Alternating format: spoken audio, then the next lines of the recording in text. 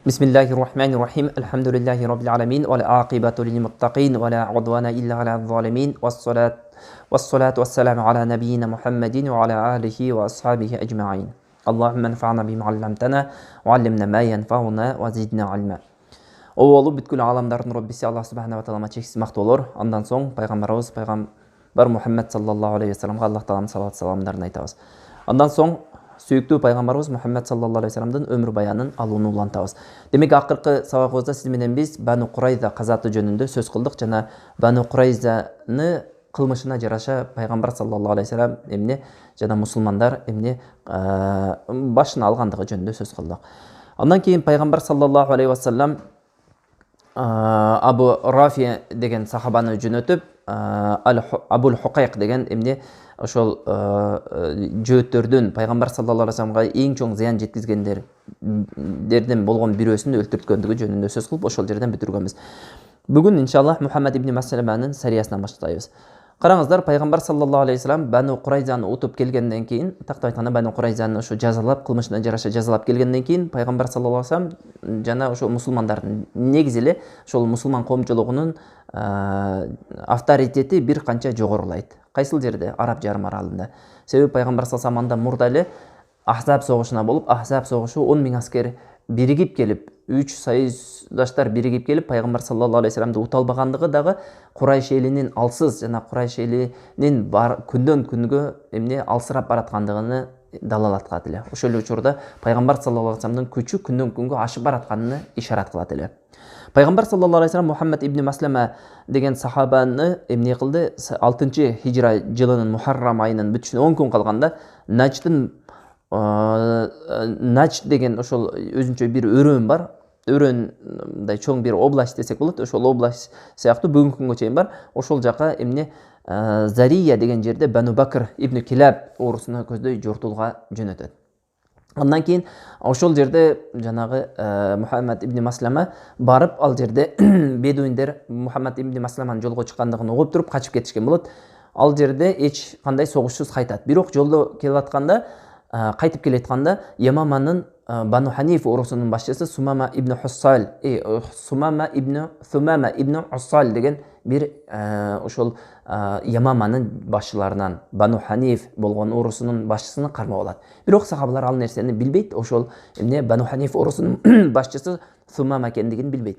Андан кийин ал пайгамбар саллаллаху алейхи ва салламга алып келгенде, пайгамбар саллаллаху алейхи ва саллам эмне дейт? Жанагы сахабалардан сурайт: "Силер билесиңерби бул ким экенин?" дейт. Ошондо жанагы сахабалар айтат: "Жок, билбейбиз" дегенде пайгамбар саллаллаху алейхи ва саллам бул эмне ошол жанагы Бану Ханиф оорусунун башчысы Сумама деп айтат. Бул караңыздар, Сумама пайгамбар саллаллаху алейхи ва салламды ушунчалык жек көргөн, мусулмандарды жек көргөн адамдардын катарында болгон. Ушунчалык жек көрүп, мүмкүнчүлүк болушунча эмне душмандык кылган адамдардын бирөө болгон. Ошондо пайгамбар саллаллаху алейхи ва саллам жанагы жерде Сумаманы мечиттин алдына алып келип, ошол жерде байлап коюшат. Ошондо жанагы пайгамбар саллаллаху алейхи ва саллам келип, Сумамадан сурайт: "Сумама, эмне үчүн келдиң?" дейт. Ошондо Сумама айтат: "Аллахка касам ичип айтам, бул сапар силерге душмандык кылуу үчүн келген жокмун" дейт. Аны жолдон кармап алган болот, ал умра сапарына бараткан болот. Анан ошондо пайгамбар саллаллаху алейхи ва саллам ага исламды сунуштайт. Исламды сунуштаганда жанагы жерде Сумама: "Жок, албетте исламды кабыл албайм" дейт. Пайгамбар саллаллаху алейхи ва саллам ошол жерде жакшынакай кылып дават кылат. Бирок эмне Сумама эч кандай исламды кабыл албайт. Пайгамбар саллаллаху алейхи ва саллам: "Макул, тим койгула" дейт. Ошол жерде мечиттин алдына байлап коет. Анан ага эң жакшы тамактарды берүүнү сахабаларга буйрат. Эң жакшы тамактарды асир болушуна карабастан, туткун болушуна карабастан пайгамбар саллаллаху алейхи ва саллам ага жакшы мамиле кылууну эмне кылат? Буйрат. Анан ошол жердеги сахабалар бардыгы жакшы мамиле кылат. Ошентип пайгамбар саллаллаху алейхи ва саллам 2-күнү келет, 3-күнү келет, сунуштайт, исламды сунуштайт. Анан жанагы жерде Сумама эмне пайгамбар саллаллаху алейхи ва салламдын сунушун кабыл албай коет. Андан кийин пайгамбар саллаллаху алейхи ва саллам 3-күнү келгенден кийин пайгамбар саллаллаху алейхи ва саллам жанагы сунушуну айткандан кийин Сумама кабыл албай койгондон кийин: "Макул, буну бошотуп жибере бергиле, азат кылып жибергиле. Бүгүндөн баштап азат" дейт. Жанагы жерде Сумама бошонот дагы, андан кийин Мединеден чыгып бир курма дарактуу бакка барат да, ошол жерде гусул алып келип туруп, анан кайра пайгамбар саллаллаху алейхи ва салламга келип, анан эмне исламды кабыл алат. Исламды кабыл алат дагы, ошондо айтат: "Мени" дейт, ошол туткун болуп турган учурда коркконунан исламды кабыл алды деп ойлобошуңар үчүн мен ушундай кылдым" дейт. Караңыздар, ошондо жанагы пайгамбар саллаллаху алейхи вассалам ошо исламды сунуштаганда айтат, жок, мен исламды кабыл албайм. Мен бир ушундай элдин башчысымын, бийимин. Эгерде мага жакшылык кылсаңар, жакшылыгыңарды жакшылык менен кайтарамын. Эгерде зыян кылсаңар, менин коомум бар, алар силерден келип өч алат деп ошондой дейт. Андан пайгамбар саллаллаху алейхи вассаламга келип иман келтиргенден кийин ошондой деп айтат, мен дейт, бүгүнгө чейин жердин үстүндө эң жаман жүз сиздин жүзүңүздө дейт. Мына бүгүндөн баштап эң жакшы жүз сиздин жүзүңүз болуп калды дейт. Эң жаман көргөн жерим Медине дейт. Эң жакшы көргөн жерим Медине болуп калды дейт. Эй Аллахтын элчиси, мен умра сапарына жолго чыктым эле. Мага эмнени буйрасыз дейт. Эмнени буйрасыз, мен ошол нерсени кылайын дейт. Анан пайгамбар саллаллаху жок, макул, умраңды улантып бер, барып умраңды улантып, эмне умра сапарыңды аткарып кел дейт. Ошентип жанагы исламды кабыл алып чыгып кетет. Бул жерден кичине алына турган пайда, караңыздар, пайгамбар саллаллаху алейхи вассалам жанагы жерде байлап койгондо бир данышмандуулук бар эле. Пайгамбар саллаллаху ошол күнү бошотуп жиберсе болот эле. Жанагы жерде мусулмандардын адеп ахлактарыны, мусулмандардын бири-бирине болгон мамилелерин көрсөттү.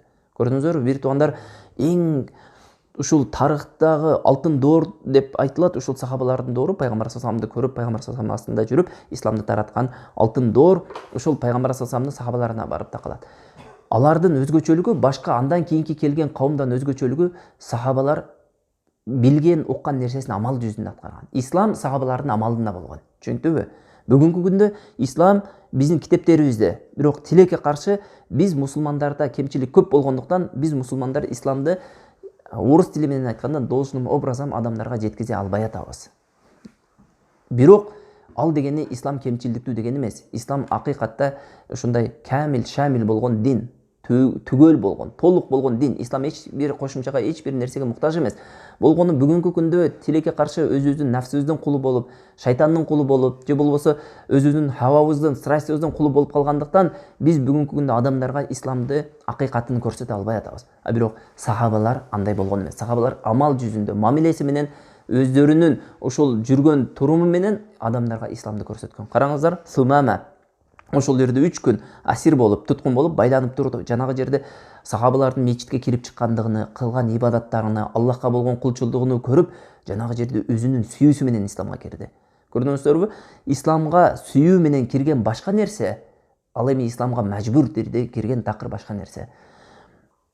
Ислам, караңыздар, Осман империясында дагы Осман империясынын аскерлери те Европанын жарымына чейин кирип барган. Жана Европанын көпчүлүк өлкөлөрүнө исламга киргизишкен. Ошол эле учурда Болгария, ошол Балкан жарым аралы көпчүлүгүнө исламга киргизген Осман империясында. Бирок Осман империясы чыгып кетиши менен алар исламдан баш тартышкан. Бүгүнкү күндө алар христиан динине тотунган өлкө болуп калды. Эми караңыздар, пайгамбар саллаллаху алейхи вассалам убагында сахабалар кирген өлкөлөрдү караңыз. Шам, пайгамбар саллаллаху алейхи убагында сахабалар кирген өлкө Мисыр, бүгүнкү күнгө чейин исламды карманат жана дин, ислам алардын эң негизги дини болуп эсептелет. Аларды мажбур киргизген эмес. Мисалы, келечекте Аллах таалам ушундай насип кыла турган болсо, иншаллах, пайгамбар саллаллаху алейхи кийин Абу Бакр, Умар, Усман, Али радиаллаху анхунун немесини окуйбуз, иншаллах. Ошол учурда дагы келет Умар радиаллаху анхунун убагында Мисирге кантип жеткендиги.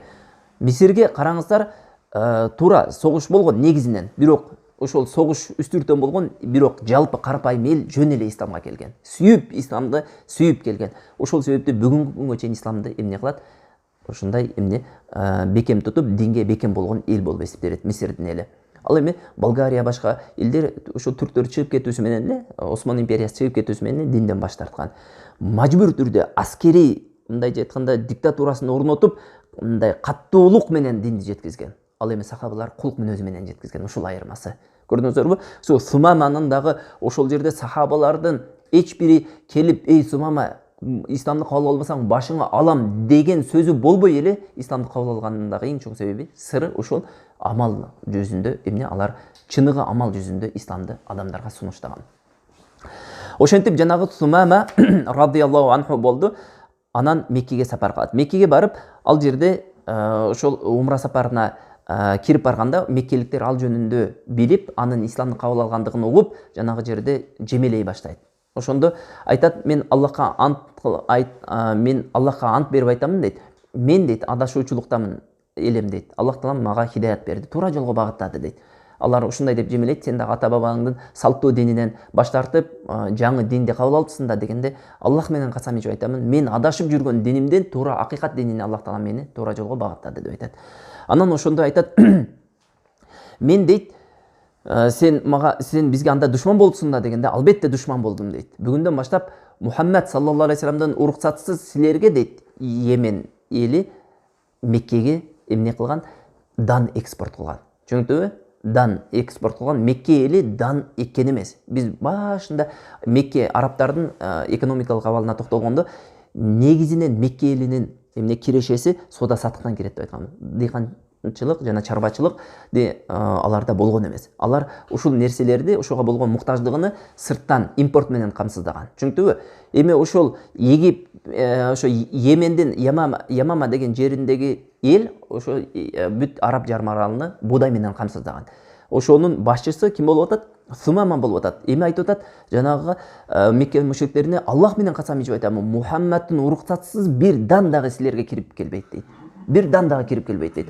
Акыйкатта айткан сөзүнө орундатып, Меккеден ошол немеге Ямамага баргандан кийин бир дан дагы немеге Меккеге жөнөтпөй коет. Анан жанагы жерде Меккеде ачарчылыктын ушу жыты-жыттана баштаганда пайгамбар саллаллаху алейхи вассаламга жалбарып кат жазышат. Өздөрүнү ушунчалык шарапаттуу эл деп билген Курайш эли пайгамбар саллаллаху алейхи вассаламга эмне башын төмөн кылып эми кат жазат. Катында ошол Сумама бизге уруксат бербей койду дандын келүүсүнө. Бизге эгерде ушул немең болсо, тууганчылыгыбызды ортого коюп сурайбыз, Сумамага айтып койсоңуз бизге дан жөнөтсүн дейт. Пайгамбар саллаллаху алейхи вассалам жүрөгү жумшак инсан болгон, жүрөгү жийип жанагы жерде тууганчылыкты ортого салып сураганда, анан жүрөгү жийип Сумамага буйрат. Сумама анан ошондон кийин кайра данны жөнөтүүнү уланта баштайт.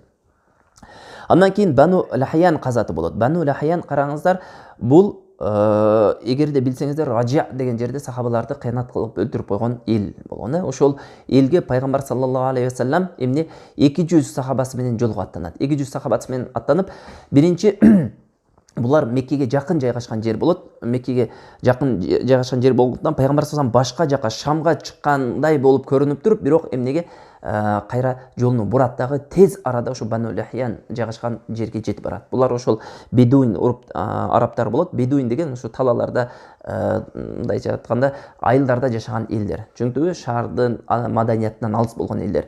Ошолорго тез жетип барганда, алар пайгамбар саллаллаху алейхи вассаламдын келгенин угуп калат дагы, тоо тарапка качып жок болот. Ошентип ал жерде эч кандай эмне согуш болбойт. Пайгамбар саллаллаху алейхи вассалам ал жерден эмне согушсуз эле кайтат. Андан кийин дагы бир канча сариялар болот. Ал сариялар ошол эгерде мүмкүнчүлүктөрүңүздөр болсо, кыскача жазылган, ошол Рахикул Махтумдан окуп койсоңуздар болот. Алардын арасынан өтө чоңу деле болгон эмес. Болгону ошол сариялардын ичинен бирөөсү Хабат деген сария болгон. Хабат сариясыны эсте калып калуусуна себеп ал сария ушундай болгон.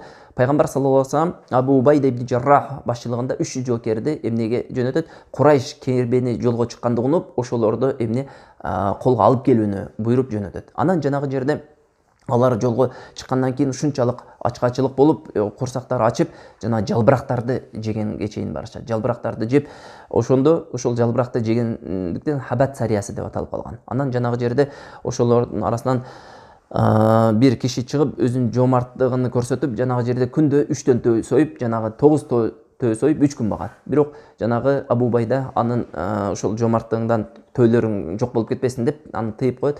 Ошентип жанагылар деңиздин жээгине келгенде Аллах субханаху ва таалам аларга чоң бир рызыкты жөнөтөт. Алда болсо бир чоң кит эмне чыгып, жанагы немеге жээкке чыгып өлүп калган болот. Биз билебиз, бир туугандар, шариятыбызда, ислам динибизде ошол сууда туулуп, сууда өскөн жаныбардын тирүүсү дагы өлүгү дагы адал. Түшүнүктүбү?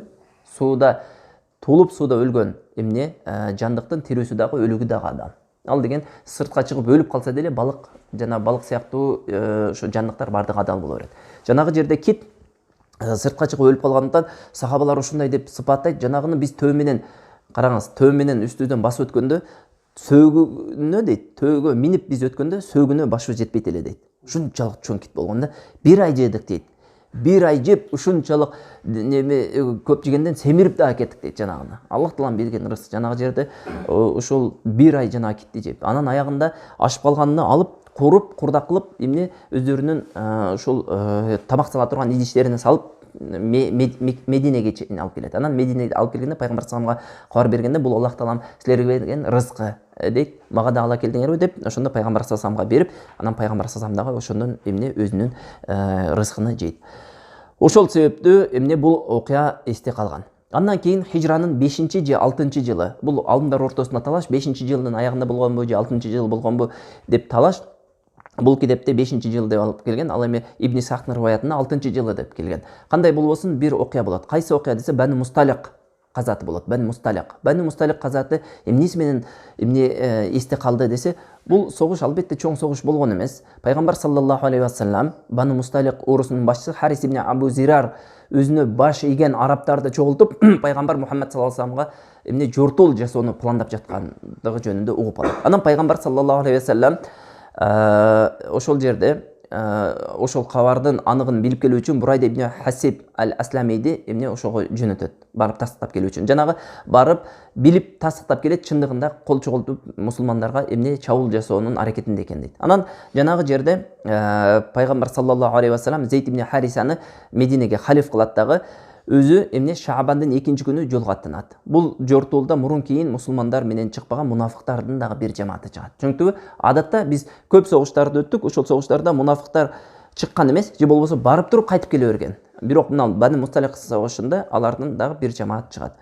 Анан жолдо баратып Харис ибн Зирардын ошо бир теңчисин кармап аны өлтүрүп коюшат. Ошентип пайгамбар саллаллаху алейхи вассалам Кудайт өрөөнүндөгү Мурайси деген суулуу жерге жеткенде алар дагы даярданып турган болот. Ошол жерде согуш болот, бирок ал согуш чоң согуш болбойт. Жанагы жерде алар жаатат, мусулмандар коргонуп, анан аларды ушундай чапкылай баштаганда алар качып ар тарапка кетип калышат. Ошондо пайгамбар саллаллаху алейхи вассалам мусулмандардын желегини, мухажирлердин желегини Абу Бакрга берет, ал эми ансарлардын желегин болсо Саад ибн Убадага берет.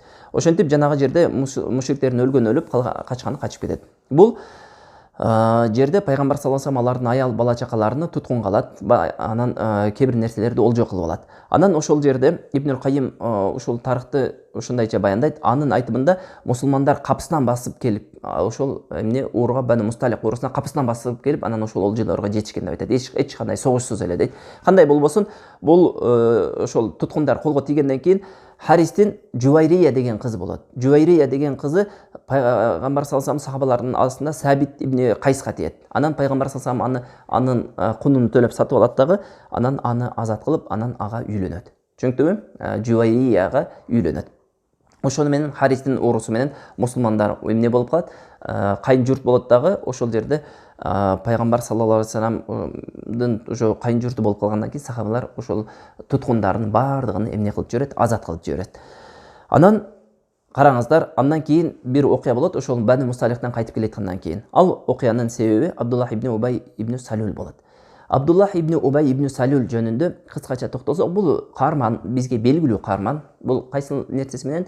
Өзүнүн баатырлыгы, өзүнүн эрдиги, өзүнүн ыкластуулугу менен эмес албетте. Бул анын тетириси менен. Балким мусулман болуп, мусулмандын кейпини кийип, мусулмандарга берген зыяны менен. Пайгамбар саллаллаху алейхи вассаламга сүйүүсү менен эмес, балким пайгамбар саллаллаху алейхи вассаламга болгон душмандыгы менен. Сөз Абдуллах ибн Убай ибн Салюл жөнүндө кыскача болот. Караңыздар, Абдуллах ибн Убай ибн Салюл эмне себептен пайгамбар саллаллаху алейхи вассаламга мынчалык душмандыгы күчөдү деген суроо пайда болот ар бир адамда. Албетте, сираны башынан баштап угуп келеткан адамдарда бул жөнүндө суроо жок. Ал эми сиранын ортосунда келип калган адам балким ушул суроону бериши мүмкүн.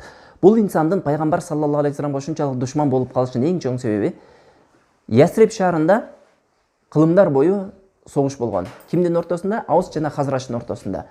Алар 300 жылдан бери согушуп, аягында ушул согушка чекит коюу максатында иттифак кылып, келишип, анан экөөнүн ортосунда бир адамды чыгарууну кеңешет. Анан ошонун экөөнүн башыны бириктирген, Аус жана Хазраштын башыны бириктирген бир инсанды тамдап, ал инсанды бий кылат. Бий деген падыша сыяктуу ошолордун жетекчиси болуп эсептелет.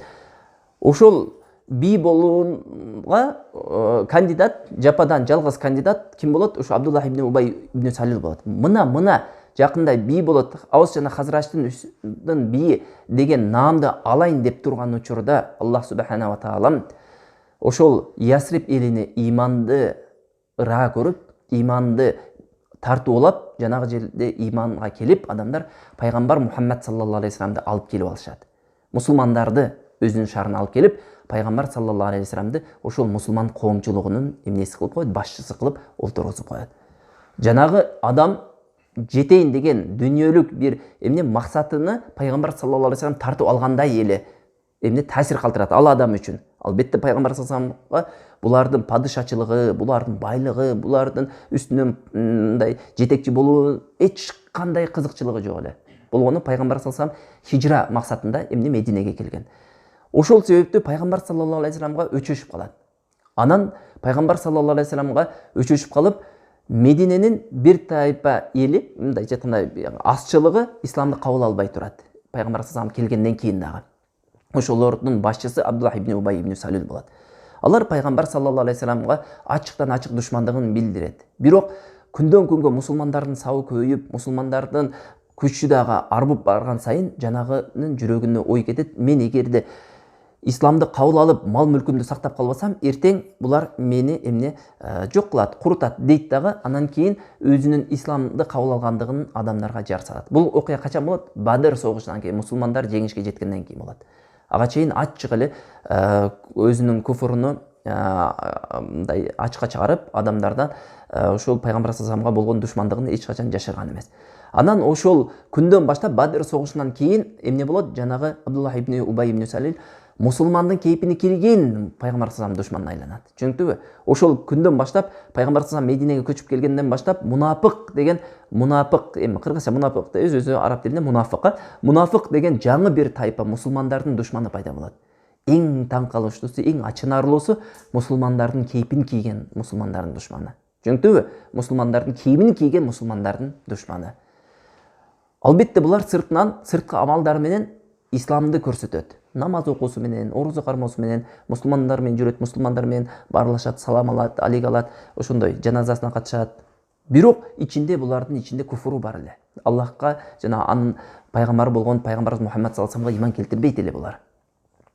Анан ошентип пайгамбар саллаллаху алейхи вассаламга эмне кылды?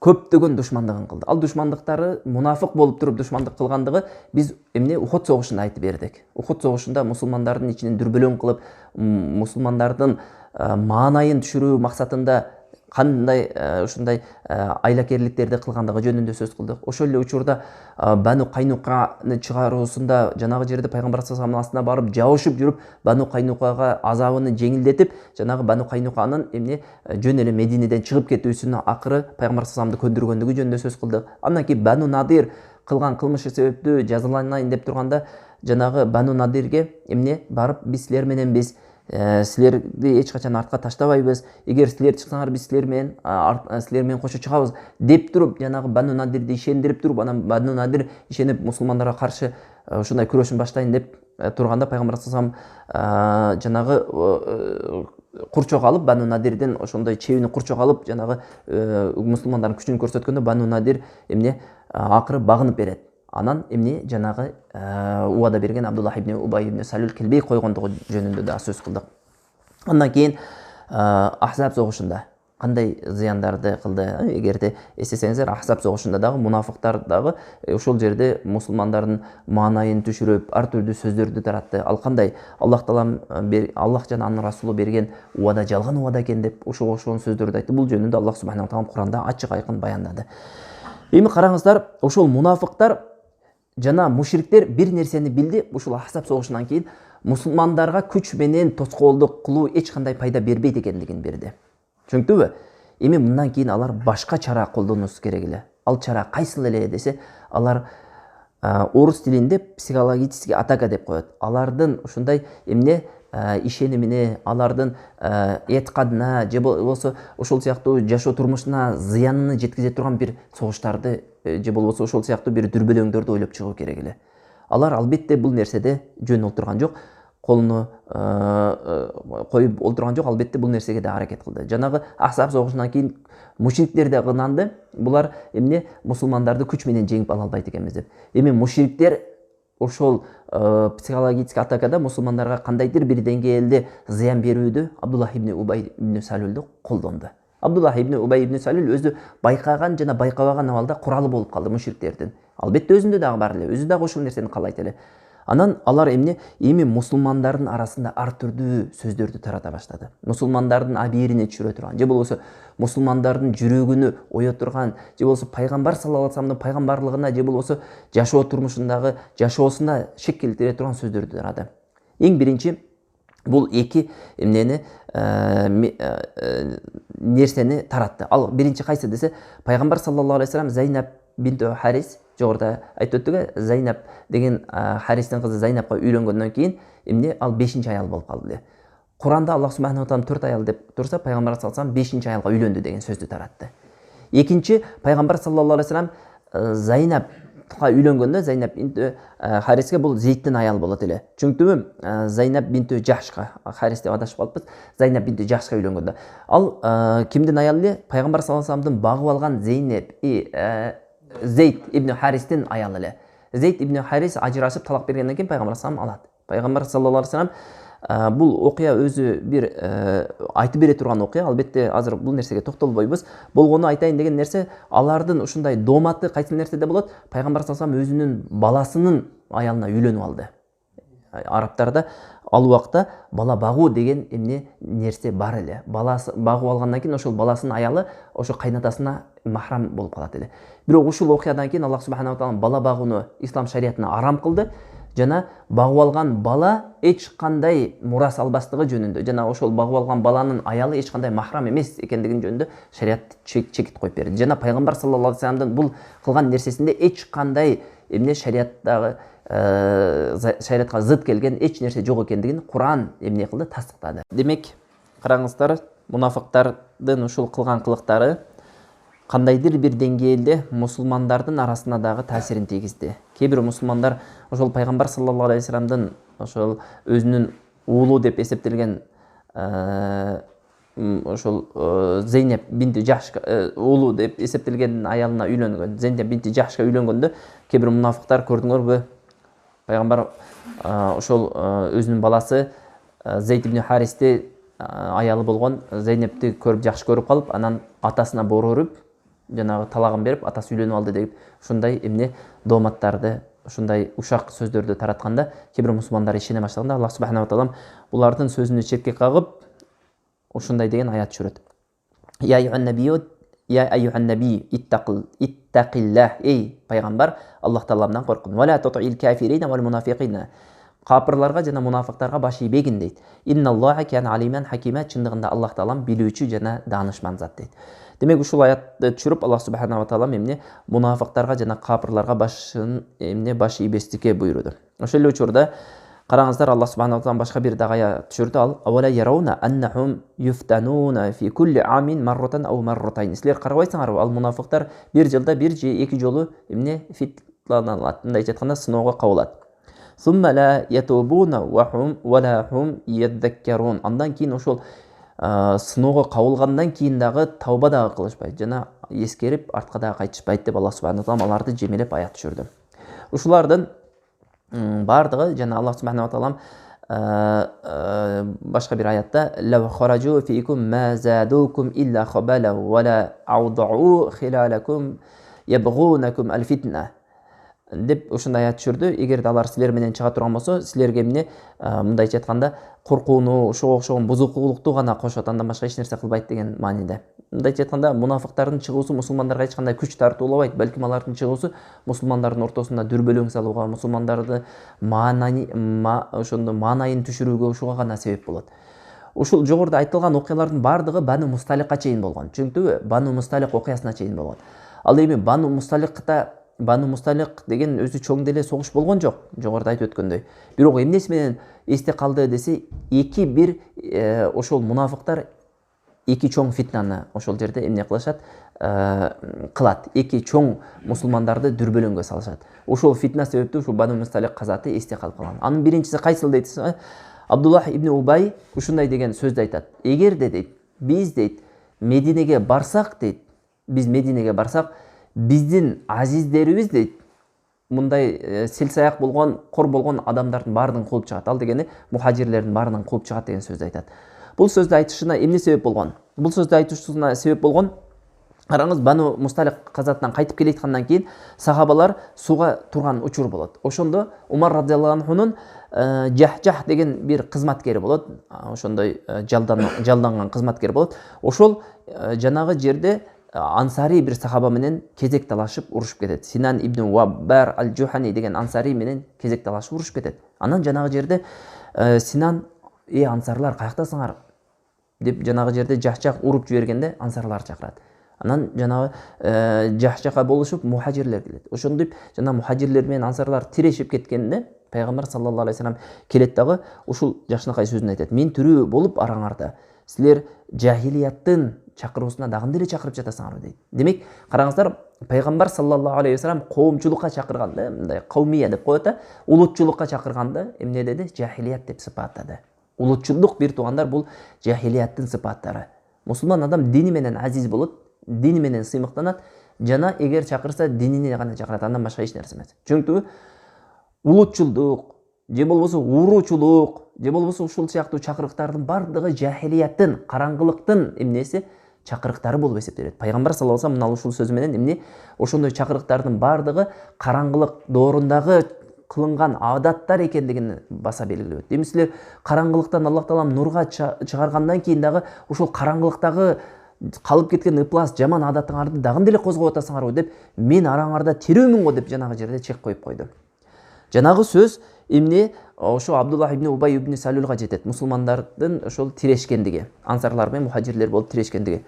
Анан жанагы жерде Абдуллах ибн Убай ушунчалык ачуусу келип, жанагы жерде айтат: бул дейт, жанагы ушундай сөз бар дейт. Эгерде итиңе сөөк берсең, ал эртең семирип сени кабат деген сөз бар. Ушул сыяктуу буларды кече биз башпаанек берип, кече буларды ушундай өлүмдөн куткарып калсак, булар эми бизге кол көтөрө турган болуп калды деп. Анан жанагы жерде ансарларга карат: дейт, силер дейт, көрдүңөрбү дейт, бир убакта ушундай жакшы көрүп чакырып алган адамдар эми силерге уже кол көтөрө баштады. Бул жакында силердин жериңерди ушундай ээлип толугу менен алып алат деп, ушундай жанагы эмне Абдуллах ушундай эмне улутчулукка чакырат. Анан ошол жерде ушул сөздү айтат: мен Мединеге барайын дейт, биздин азиздерибиз дейт, биздин мындай шарапаттуу, ушундай улуу урматтуулар, бизден болгон улуу урматтуулар, ал деген өзүн максат кылып атат, ушундай кор болгон адамдарды эмнеден чыгарат дейт? Ушул Мединеден чыгарып жиберет дейт. Түшүнүктүбү? Силсаяк ушундай келгинди болуп келген адамдарды Мединеден чыгарып жиберет дейт. Анан жанагы сөз пайгамбар саллаллаху алейхи вассаламдын алдына жетет. Пайгамбар саллаллаху алейхи вассаламдын кулагына жетет. Ошондо Умар ибн Хаттаб радиаллаху анху ушундай деп айтат: о Аллахтын элчиси дейт, Аббад ибн Биширге айтсаңыз дейт, анын башын кыя чапсын дейт. Караңыз, ушундай сөздү айтты, ал менен пайгамбар саллаллаху алейхи вассаламга шек келтирди да. Кандай шек келтирди? Пайгамбар саллаллаху алейхи вассаламды ушундай эмне даражасыны Аллах койгон даражадан түшүрүп, ушундай селсаяк же болбосо ушул сыяктуу жаман сыпаттар менен сыпаттады. Себеби пайгамбар саллаллаху алейхи вассаламда ошол көчүп келген адамдардын арасында бар да, мухажир болуп келген адамдардын арасында бар. Ошондо пайгамбар саллаллаху алейхи вассалам, караңыз, бир сөздү айткан. Бул сөздү жакшылап эстеп калыңыз. Ушул кантип болсун дейт, эй Умар дейт. Мухаммад өзүнүн сахабаларын өлтүрө баштаптыр деген сөз калбайбы дейт. Караңыздар, Мухаммад өзүнүн сахабаларын өлтүрүп атат деген арабтардын арасында сөз тарап кетпейби дейт. Пайгамбар саллаллаху алейхи вассаламдын мунафык Абдуллах ибн Убай ибн Салулду өлтүрүүдөн тоскон нерсе элдин түшүнүгү болгон. Түшүнүктүбү? Жаңы дин төптөлүп келатат. Ислам коомчулугу күндөн күнгө эмне өзүнүн аброюну арттырып, арабтарга таасирин күчөйтө баштаган учурда пайгамбар саллаллаху алейхи вассалам өзүнүн жанында жүргөн, сырттан көз караган, сырттан баа берген адамга өзүнүн жанында жүргөн сахабалары да Абдуллах ибн Убайды ким билсин анын ичиндеги мунафыктыгын. Аны момундар билет, бирок сырттан баа бергендер, сырттан көз салып тургандар аны билбейт да. Эми пайгамбар саллаллаху алейхи вассалам Абдуллах ибн Убай ибн Салулду акыйкат өлүмгө татыктуу мунафык ал өлтүрүп койсо, эмне болот? Сырттагы адамдар Мухаммад өзүнүн жанындагы адамдарды өлтүрөт экен деп динге кирүүсүнөн тайып кетиши мүмкүн, кайтып кетиши мүмкүн, же болбосо тосулуп калышы мүмкүн, туурабы? Демек, караңыздар, бул жерден алына турган бир пайда, пайгамбар саллаллаху алейхи вассалам элдердин дагы түшүнүгүнү эске алган дайыма.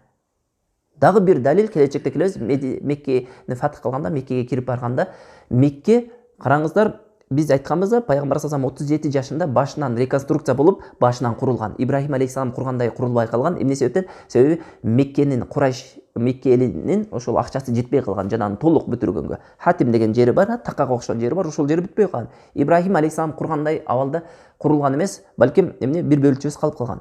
Пайгамбар саллаллаху алейхи ошондо айтат Меккеге кирип келгенде: "Эй Айша" дейт, "Эгер сен коомуң жаңы динди кабыл албаганда, мен мына кабаны бузуп туруп Ибрахим алейхиссалам кургандай курат элем" дейт. Экинчи далил элдин түшүнүгүн эске алуу экендиги. Түшүндүңбү? Бул нерсе караңыздар, мынау акыйда маселеси болбой, фикх маселеси болгондо, момун мусулман адам, айрыкча илим жолунда жүргөн адам, илим таратып жүргөн адам элдин түшүнүгүн сөзсүз эске алыш керек. Бир туугандар араб жарым аралынан окуп келип, көпчүлүгү же болбосо ошо Египеттен окуп келип, Египеттеги калыпка ушул биздин коомчулукту салып койгусу келет. Бир туугандар египеттиктер туура колония, Англиянын колониясына, Франциянын колониясына болгон, кандайдыр бир деңгээлде таасир алган. Бирок Египет эли коммунизмдин астында дээрлик жашаган эмес, коммунизмди көргөн эмес. Туура кандайдыр бир деңгээлде таасир этейген. Мисалы, ошол бизде СССР болуп, коммунисттер болуп турган учурда алардын падышасы Анвар Садат, андан кийин Жамал Абдул Насыр дегендер болгон. Алар ошо коммунисттик партияны колдоп, ошолордон жардам алып турган. Бирок коммунизм курган эмес. Түшүнүктүбү? Мындай бизге окшоп атеизмди көргөн эмес ал эл. Алымдары жийлен бада жил кылымдар бири-бирине уланып келет. Алымдардан үзүлүп калган доор болгон эмес. Египет үчүн, Саудия ошол сыяктуу элдер үчүн мындай такыр болгон эмес. Алымдардан үзүлүп кала турган доор.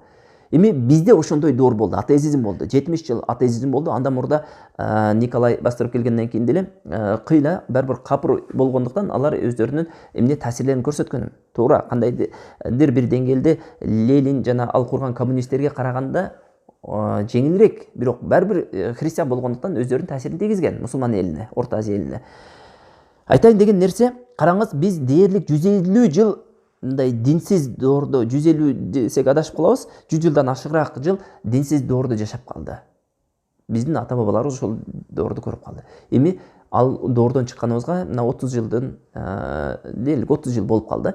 Эми ошол Египет өлкөсүнөн же болбосо Саудиядан келет дагы ошол жердеги берилген фатваларды, ошол жерде айтылган сөздөрдү келип туруп эле ошол жерге салып койгусу келет да. Жок, бир туугандар, бул кыйын нерсе. Сөзсүз түрдө элдин түшүнүгүн эске алышыбыз керек. Сөзсүз түрдө элдин түшүнүгүн эске алышыбыз керек. Биз кылып аткан эл, бизди угуп аткан, биздин дааватыбызды угуп аткан элдин түшүнүк деңгээли кандай деңгээлде? Ал эми арабтар кандай деңгээлде? Арабтар, альхамдулилля, алардын деңгээли бир топ жогору бизге караганда, дин тармагынан, дин жаатынан. Ал эми бизде эми түптөлүп келе жатат. Ошондуктан даават кылууда, бир нерсеге чакырууда, амал кылууда сөзсүз түрдө элдин түшүнүгүн эске алышыбыз керек. Далили пайгамбар саллаллаху алейхи ушул сөзү, жана Меккени фат кылганда айткан сөзү. Эгер элиң ушул Мухаммад Кабаны бузуп тур деп ушундай ыйык туткан, алар мушрик болсо дагы Кабаны ыйык тутканда, Мухаммад келип эле Кабаны бузуп тур деп жаман түшүнүп албаганда, мен бузуп туруп Ибрахим алейхиссалам кургандай курат элем дейт. Мына ал жерде эмне деди? Адамдар Мухаммад өзүнүн сахабаларын өлтүрүп атат деп айтпаганда, мен Абдулла ибн Салюлду өлтүрүп коет элем, себеби анын зыяны көбүрөөк пайдасына караганда. Бирок адамдар туура эмес түшүнүп калышы мүмкүн. Түшүнүктүбү? Ошондой биз дагы даават кылганда, элге динди жеткизгенде сөзсүз ушул нерсени эске алышыбыз керек. Элдин түшүнүгү кандай? Бир маселелер бар, бир туугандар, эл алга даяр эмес азырынча. Туура, ал шарияттан, эч ким аны шарияттан эмес деп айтпайт. Бирок эл ошол нерсени түшүнүүгө бир топ баскычтарды басып өтүш керек. Биз жок дегенде ошол баскычтарды өтүп берүүгө тепкич болуп беришибиз керек. Түшүнүктүбү? Келип эле ал жакта айтылган сөздөрдү бул жерге айтуу, мондойча айтканда, биздин эл азырынча ага балким даяр эмес болуп калышы мүмкүн. Туура эмес түшүнүп алышы мүмкүн. Түшүнүктүбү? Кайтабыз пайгамбар саллаллаху алейхи ва саллям өмүр айына. Ошондо эмне Усайд ибн Худайр деген ансари келип, эмне мындай дейт, айтат пайгамбар саллаллаху алейхи ва саллямга: "Эй Аллахтын элчиси, биз сапарга чыккан атабызбы?" дейт. Ошондо пайгамбар саллаллаху ошол жерде буйрат, тезирээк аттаналы, кечинде сапарга буйруп калат. Ошо шам болгон учурда аттанып жолго чыгып кетели дейт. Анан жанагы жерде Усайд ибн Худайр келип: "Эй Аллахтын элчиси, сапарга аттанган атабызбы?" дейт. Анан пайгамбар саллаллаху албетте сапарга аттанганын ушундай буйрук бердим дейт. Анан пайгамбар саллаллаху айтат: "Сен укпадыңбы өзүңдүн бирадарыңдын айткан сөзүн?" дейт. Кимден дегенде, ошо Абдулла ибн Салюлдун, Убай ибн Салюлдун. Эмне деген сөзү дегенде, мен урматтуулар эртең барганда ушундай кор болгон сел-саяктарды эмнеден, жанагы жерден чыгарып салабыз дегенди укпадыңбы дегенде, жанагы жерде ачуусу келет. Анан пайгамбар саллаллаху алейхи ва саллям жанагы жерде сахабалардын бардыгын топтоп ошол жерден эмне кетип калышат. Кетип пайгамбар саллаллаху алейхи ва саллям жанагы жерде түнү жүрүшөт, эрте менен жүрүшөт. Бир топ уже күн часырап ушунчалык ысык болгонго чейин сахабаларды токтотпойт. Сахабалары буттары баса албай кала турган деңгээлде болот. Анан жанагы жерде пайгамбар саллаллаху алейхи вассалам анан ошол күн аябай эсип кеткенде токтотуп, анан ошол жерде эс алып калат. Анан эс алып, жанагылар бардыгы уктап калат. Пайгамбар саллаллаху алейхи вассалам эмне үчүн ушул тактиканы колдонду деген суроо пайда болот. Ар бир адамда пайгамбар саллаллаху алейхи вассалам ар бир нерсени, фитнаны келгенден кийин аны дарылоону ойлобойт эле, балким келетканда ошону алдын алуу чарасын колдонот эле. Жанагы сөз бар, профилактика дарылоодон жакшыраак деген сөз бар. Пайгамбар саллаллаху алейхи вассалам бир оору жара пайда болуп, анан адамга зыян бере баштаганда аны дарылоо эмес, пайгамбар саллаллаху алейхи вассалам ошо оору келерде мурда профилактикага үйрөтөт эле. Жана ошол нерсени өзүнүн жашоосу менен көрсөткөн. Ал деген кайсыл? Караңыз, жанагы сөз тарап кетти. Кайсыл сөз? Мен эртең ыззаттуулар биз кордорлор чыгарабыз. Бул кимдердин бирөөнүн жүрөгүнү эмнесин алды? Жүрөгүн оюп кетти. Бул бирөөнүн ачуусун келтирди, бирөөсү сүйүнүп атат. Бул жерде азыр ушак тарап кетсе, эмне болот? Мусулмандардын ортосунан дөбөлөң чыгат. Мусулман, эми сырттан карап турган адам үчүн мусулмандар да. Чын-чынына келгенде мунафыктар менен момундардын ортосунда. Бирок ошол дагы пайгамбар саллаллаху алейхи вассалам ошонун дагы алдын алып, болбоштугу үчүн жанагыларды ушунчалык катуу чарчатты дагы. Чарчагандан кийин жанагылар эмне болот? Жанагы чарчап уктап калат, ушак менен алек болбой калат. Пайгамбар саллаллаху алейхи вассалам алардын боштугуну ошол жолго пайдаланып койду.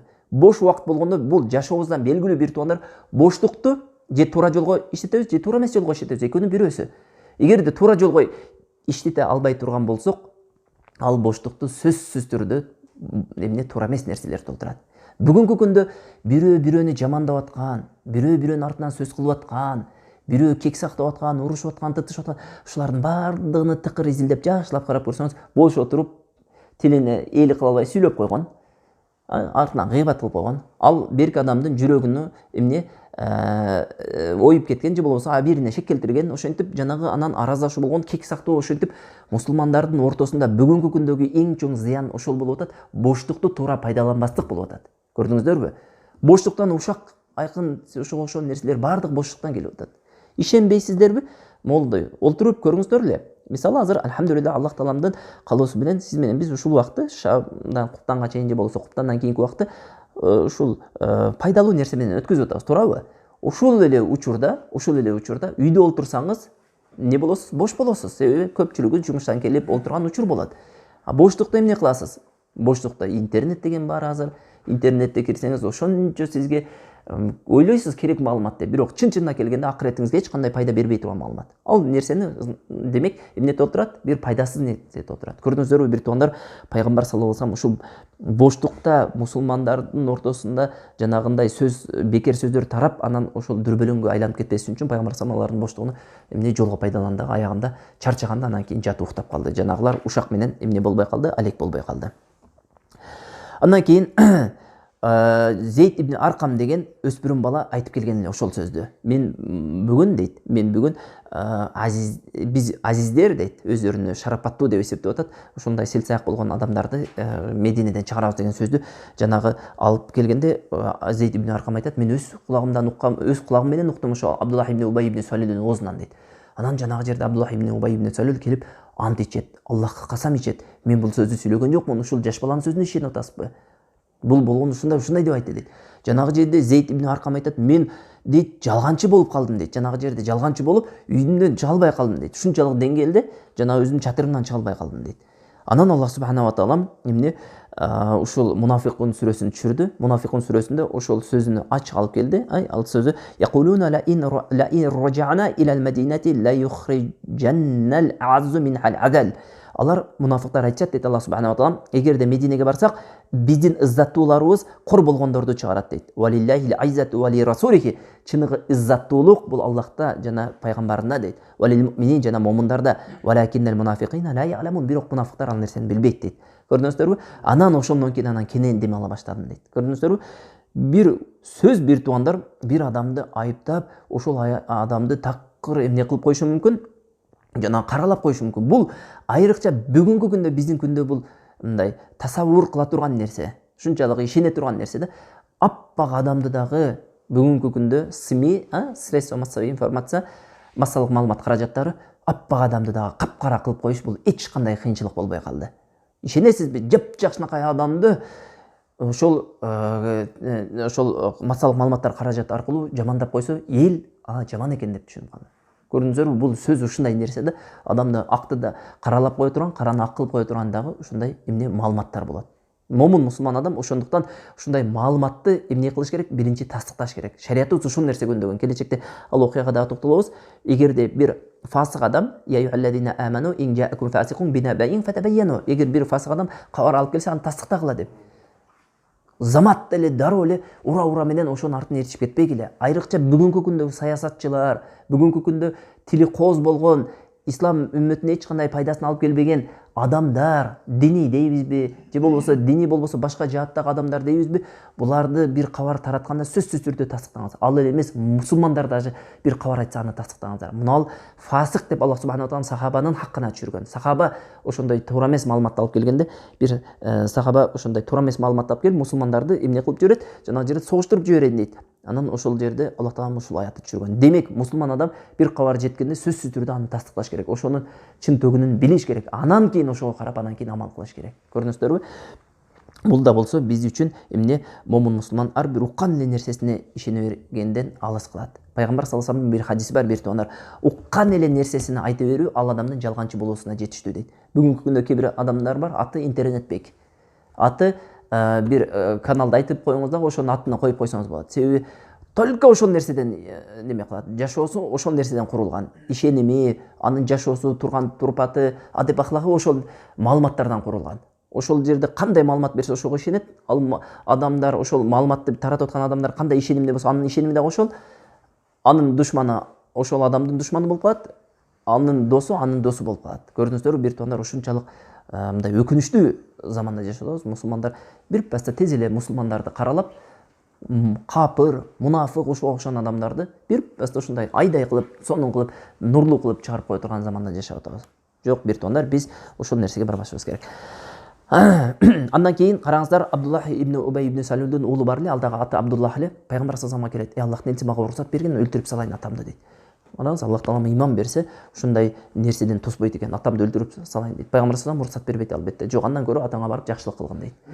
Андан кийин жанагы жерде Абдуллах, баласы Абдуллах жанагы Мединеге кирип келетканда ат менен тез арада басып өтөт дагы, алдына өтөт дагы, Мединеге кирип келетканда кылычын кынынан чыгарып ошол жерде турат дагы. Абдуллах ибн Убай ибн Салул атасы келгенде: "Сен дейт, сен дейт, чыныгы ыззаттуу адам келип уруксат бермейинче кирбейсиң, сен кор болгон адамсың" дейт. Жанагы жерде кылычын тыкап турат ошол жерде.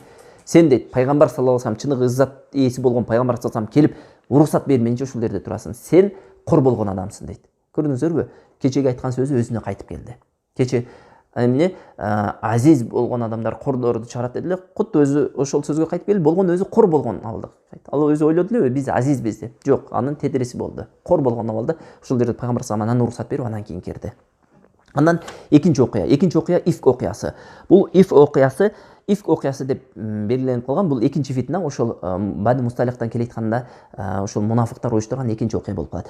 Бул окуянын мындайча айтканда, бул окуяга эмне себеп болуп калган десе, пайгамбар саллаллаху алейхи ва саллям сапарга чыкканда дайыма эмне кылат эле? Чүчүк кулак кылат эле дагы. Чүчүк кулак деген Кура деген, чүчүк кулак кылат эле дагы. Кимге, кайсы аялына ошол түшсө, ошол аялын өзү менен алып алат. Бул ирет Бани Мусталихте чүчүк кулак Айша энебизге түшкөн. Айша энебизди алып, өзү менен сапарга дайыма бир аялын алып жүрөт эле. Айша энебизди алып, анан сапарга чыкты. Сапарга барды, Бани Мусталих бул жөнүндө айтып берди. Анан кайтып келеткандан кийин бир жерге токтоп эс алышты. Токтоп эс алганда пайгамбар саллаллаху алейхи ва салламдын аялдары дайыма хавдач деп коет. Хавдач деген, эгер билсеңиздер, илгери төөлөрдүн үстүндө мондой бир жапкысы бар, аял кишилер олтурган. Бүгүнкү күндө кээ бир исторический кинолордо дагы бар, андай көрүнүштү сүрөттөй алсаңыз керек.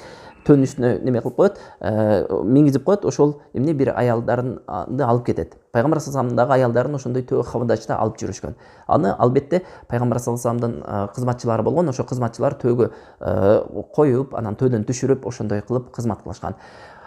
Ошол жанагы жерде эс алган жерде Айша энебиз эмне кылат? Кажетін ушатуу үчүн алысыраак барат. Эми ал убакта бүгүнкү күндөгүдөй ажаткана болгон эмес, бүгүнкү күндөгүдөй мүмкүнчүлүктөр болгон эмес. Алыска барып өздөрүнүн кажетін ушатышкан. Анан жанагы жерде кажетін ушатып, анан кайтып келатып, өзүнүн эжесинен алган, Асма бинт Аби Бакрдан алган мончогуну төшүрүп калганын эстейт дагы, түшүп калганын эстейт дагы, барып издеп ошол жерде алек болуп калат. Алек болуп издеп анан жанагы жерде табат дагы, анан тапкандан кийин келсе, ошо пайгамбар саллаллаху алейхи вассалам ошо сахабалар менен ошо туруп кетип калган болот. Эмне себептен пайгамбар саллаллаху алейхи вассалам өзүнүн аялын байкабай калды же сахабалар эч ким байкабай калды десе, себеби Айшенин өзү ал убакта кичинекей кыз болот, жаш кыз болот дагы, анан жеңилирээк болот. Анын жана хавдачынын ичинде байкалбайт, ал бар жок экени билинбейт. Ошондуктан кызматкерлери көтөрүп койгондо, ал жабык болгон, ал убакта ошо хиджаб аяты түшкөн болот, аялдарды жапкыла деген. Ошол себептен эч ким аны караган эмес, жана хавдачы коюп пайгамбар саллаллаху алейхи аял болсо керек деп анан кетип калат. Анан жанагы жерде Айшенин өзү келсе, жанагы баарды кетип калган. Айшенин өзү билет, эми азыр мени карап таппаса, анан бирөөнү жөнөтөт, анан келип алып кетет деп ошол жерде отуруп уктап калат. Анан уктап калып уйкуга кирип кетет. Анан ошол жерде дагы бир сахаба Сафван ибн Муаттал деген сахаба, бул китепте ушул Рахкул Мактумда ушундай деп жазылган, ал да уктап калып, ошол эмне кийин туруп, ал да кеч калганын байкап калып, анан ошо Айшени өзү көрүп калат деп айтылат. Башка риваяттарда пайгамбар саллаллаху алейхи вассалам ар бир ошол согушта, казатта артынан жийип ошол калып кеткен нерселерди чогулта турган бир адамды шайлап коет. Ошол адам баардык калып кеткен нерселерди алып кетиш керек болот. Ошол адам ушул согушта, ушул казатта Сафван ибн Муаттал болгон болот деп айтат. Кандай болбосун, Сафван ибн Муаттал пайгамбар саллаллаху алейхи вассаламдын аялы, энебиз Айшени өзү көрүп калат. Жанагы жерде көрүп калгандан кийин эле инна лиллахи ва инна илайхи ражиун деп таржи кыла баштайт. Анан жанагы жерде Айшени өзү айтат, көзүмү ачсам эле ошол Сафван турат дейт. Жанагы жерде ошол замат бетимди жаптым дейт. Анан Сафван жанагы жерде Айшени өзү тааныйт, себеби Айшени өзү хиджабка буйругул элек учурда аялдар Айшени өзү бир-эки жолу көргөнмүн деп айтат. Анан пайгамбар саллаллаху алейхи аялы экен дагы, анан жанагы жерде жакшы ой менен төөнү алып келет. Унчукпайт, эч бир сөздү айтпайт, төөгө олтургузат. Анан төөнүгө жетелеп өзү анан кийин жанагы келе жаткан ошол жамаатка кошулуп кирип кетет. Аны ошол бул жөнөкөй эле окуя болгон. Эч кандай мындай караганда, сырттан караганда, эгерде ошол мунафыктар ошол нерсени чоң кылып, жанагы чымындын канатынан пилди жасап жибербегенде, бул ошол бойдон калып кетет эле, эч ким бул нерсени көтөрбөйт эле. Жана мунафыктар пайгамбар саллаллаху алейхи вассаламдын аялы Айшени өз арттан келип кошулгандыгын көрүп калат дагы, анан эмне жаман сөз тарата баштайт. Караңыздар, жаман сөз кандай десе, Айшени өзүнүн абирине шек келтирип турган сөз, ал ошол Сафван менен зына кылды деген вариятан билла, ушундай жаман сөздөрдү тарата баштайт. Мунафыктар, бунун башчысы албетте Абдуллах ибн Убай ибн Салил болот. Анан жанагы сөз тарап анан Мединеге келгөндө ал сөз ырбап анын сайын күчөп кетет. Жанагы сөз анын сайын күчөп кетип, адамдардын арасында ушунчалык жанагы эң негизги бүгүнкү күндүн жаңылыгы деп коебуз го, бүгүнкү күндүн жаңылыгына айланат. Бардыгынын оозунда ошол сөз болуп калат. Бирок Айшени өз ошол окуядан келгенден кийин ооруп калат дагы, үйүнөн бир ай чыкпай жатып калат. Айшени өз бир нерсени байкайт. Кайсы нерсе десе, Айшени өз дайыма ооруп калганда пайгамбар саллаллаху алейхи вассалам өзүнүн жылуу мамилеси менен, дайыма жылуу сөздөрү менен, жылуу кызматтары менен Айшени өзүнүн алдынан чыкпай, дайыма Айшени өзгө кызмат кылат эле. Айшени өзүнүн эң сүйгөн аялы дагы өзү, астагфирулла, пайгамбар саллаллаху алейхи вассаламдын эң сүйгөн аялы дагы Айшени өз болгон. Анан жанагы жерде ушундай сөздөр тарап кеткенден кийин пайгамбар саллаллаху алейхи вассаламга дагы таасирин тийгизет ошол сөз. Бул жерден караңыздар, пайгамбар саллаллаху алейхи вассаламдагы гайып илимини Аллах таалам билдирмейинче билбеген экендигинин далили. Көрдүңүздөрбү, Аллах таалам билдирбеди эле, пайгамбар саллаллаху алейхи вассалам жүрөгүнө шек түшө баштайт. Анан ошондо өзүнүн сахабаларын чогултуп, ошол жерде кеңеш кылат, эми аттуу баштуу кээ бир сахабаларын чогултуп, эмне кылайын дейт. Али раддиаллаху анху айтат, Аллахтын элчиси дейт, эгер бул мен ажырассамбы деген ошол кеңешин сурайт да, ажырассамбы деп. Себеби Али раддиаллаху анху, Усама пайгамбар саллаллаху алейхи вассаламга жакын адамдар болот. Али кандай жагынан жакын десе, тууганы пайгамбар саллаллаху алейхи вассалам алдында чоңойгон. Усама кандай десе, бул Зейд ибн Харистин баласы. Жанагы жерде сураганда Али раддиаллаху анху айтат, эми дейт, аялдар көп го дейт. Буну мен ажырассаңыз, башка канчалаган адамдар бар дейт, канчалаган аялдар бар, ошого үйлөнүп аласыз дейт. Аны Усама айтат, жакшы сөз айткан. Усама раддиаллаху анху дагы бул ушул душмандардын эле кеп сөзү болуп атат. Бул жерде эч кандай Айшени өзүнүн немеси жок дейт, күнөөсү жок дейт. Бул жерде эч кандай Айшени өз андай жаман ишке барбайт деп, буну өзүңүздүн алдыңызга калтырыңыз деп насаатын берет. Караңыз, ушул Али раддиаллаху анхунун айткан сөзү бир учурда кийин ошол жанагы хадисти шарктап аткандар ушул сөздү айтып берет.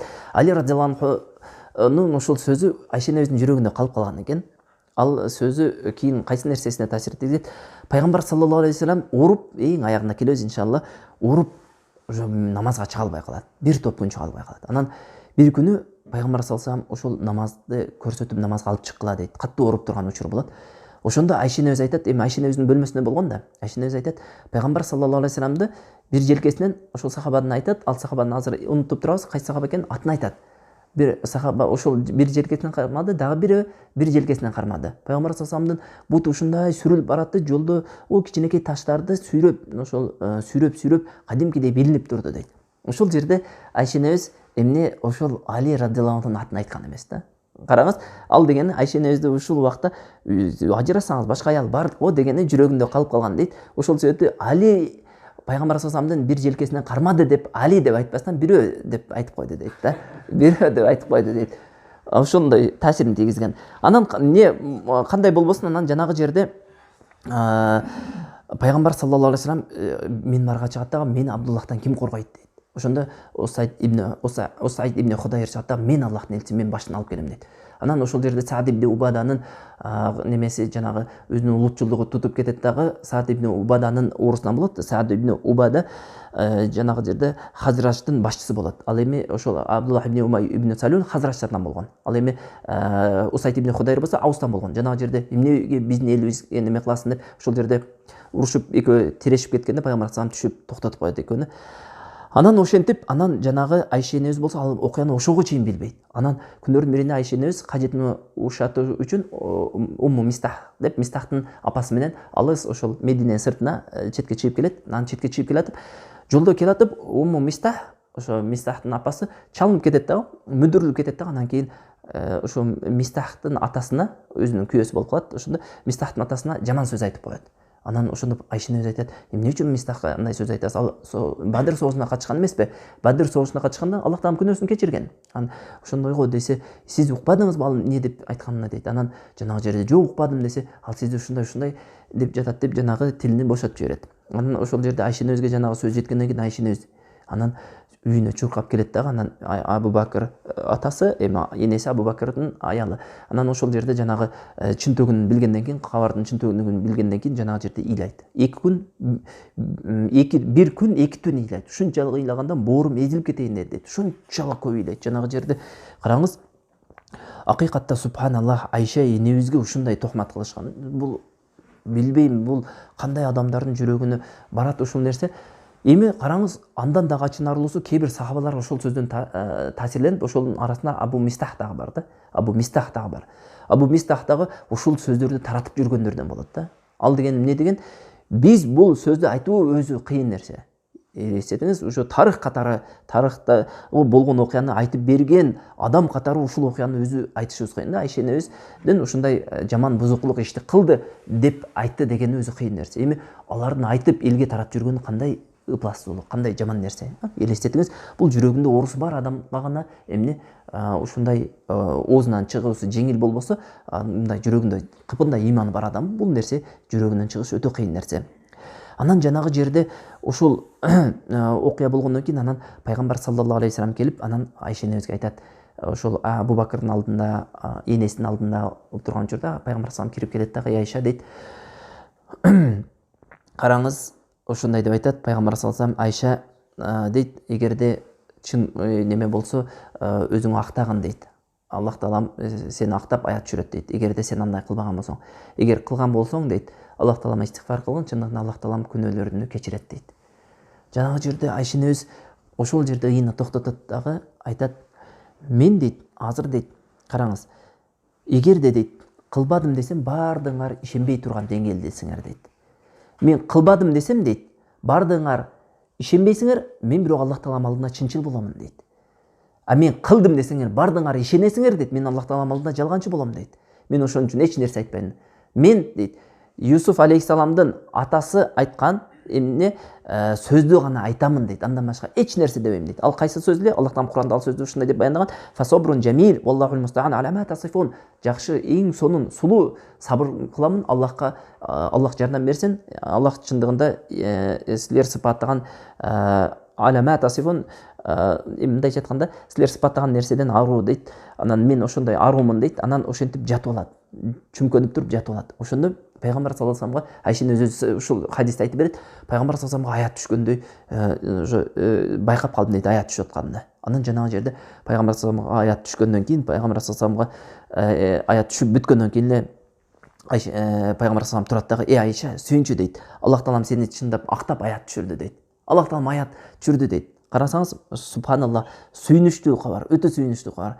Аллах таалам сени актап аят түшүрдү. 7 кабат асмандын үстүндөгү Аллах таалам Айша энебизди актап аят түшүрдү. Караңыз, ошол аят кыямат күнүнө чейин окулуп кала турган аят болду. Кыямат күнүнө чейин ушул аят окулуп кала турган аят болуп калды. Субханалла. Пайгамбар саллаллаху алейхи вассаламдын жашоосунда болгон бир окуясы өттү. Анан жанагы жерде эмне болду? Айша энебизге апасы келип, караңыз, ушундай сөздү айтат: "Тур, Расулуллахка барып, мындайча айтканда шүгүрчүлүгүңдү билдирип койгун" дегенде, Айша энебиз, караңыз, машаллах, ушундай мындай эр жүрөк дагы болгон, бир эле аялдык эле сыпат эмес, эр жүрөк дагы болгон. Анан жакшы өтө көп сыпаттар болгон. Албетте жанагы жерде айтат: "Жок" дейт. "Мен" дейт, "Пайгамбар саллаллаху алейхи вассаламга барбаймын" дейт. "Мен" дейт, "Аллахка гана шүгүр айтамын" дейт. "Аллахка гана шүгүр айтам. Мени ушундай аруу кылган Аллахка гана шүгүр айтамын" деп ошол жерде эмне ушундай жакшынакай сөзүн айткан экен. Анан караңыз, эми Аллах таалам ошол Ахзаб сүрөсүнүн 11-аятынан 20-аятына чейин окусаңыз, ошол жерде ушул жөнүндө баяндайт. Ошол жерде толук айтып берген. Эми бул жерден алына турган эң негизги пайда, бир туугандар, Аллах таалам Айша энебиздин пакиза экендигини эмне кылды? Далил деди, мында аят түшүрдү. Актады, Айша энебизди актады. Туурабы? Кыямат күнүнө чейин келе турган үммөт бул аятты окуп жүрөт дайыма.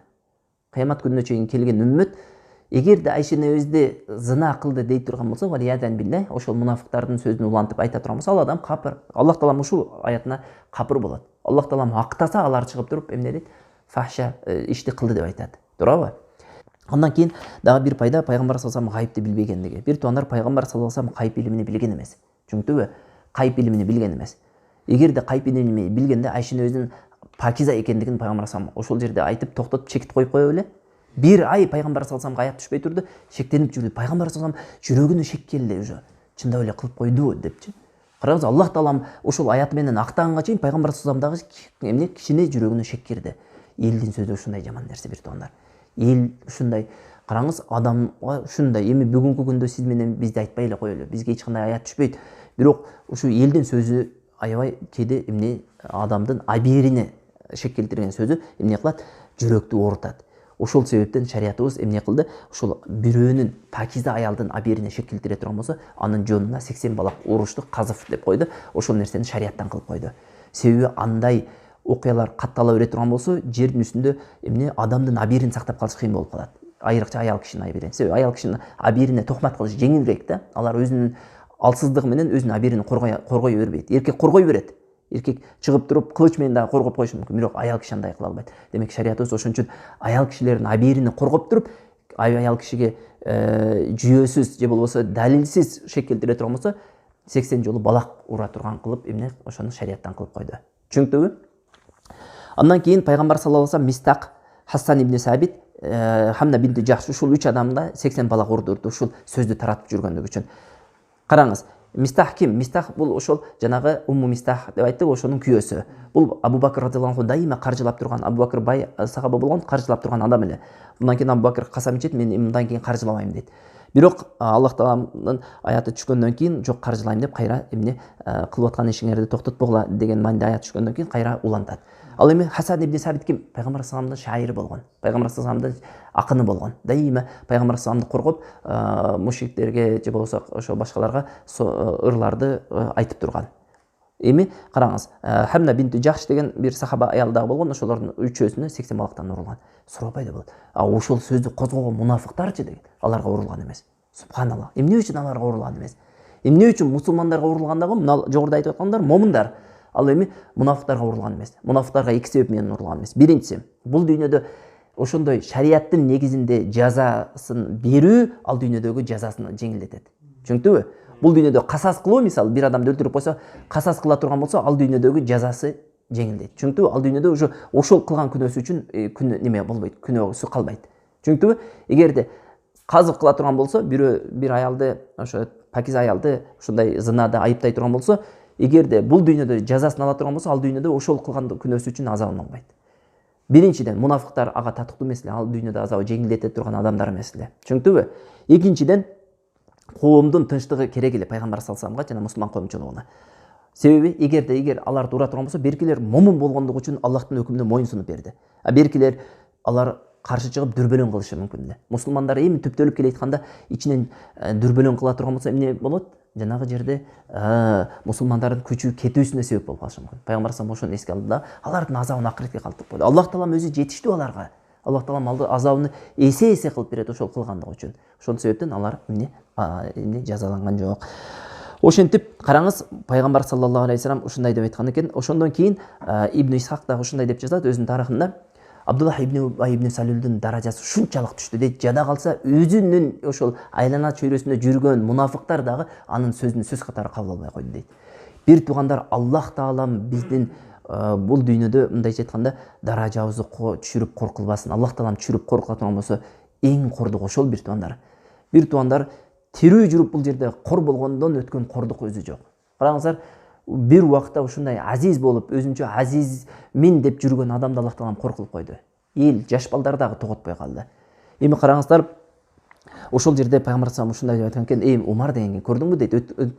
Өлтүрөм дегенде, эгерде өлтүрүп койгонуңда дейт, мунафыктардын ошол жан жөкөрлөрү, алдында жүргөн жолдоштору каршы чыгат эле дейт.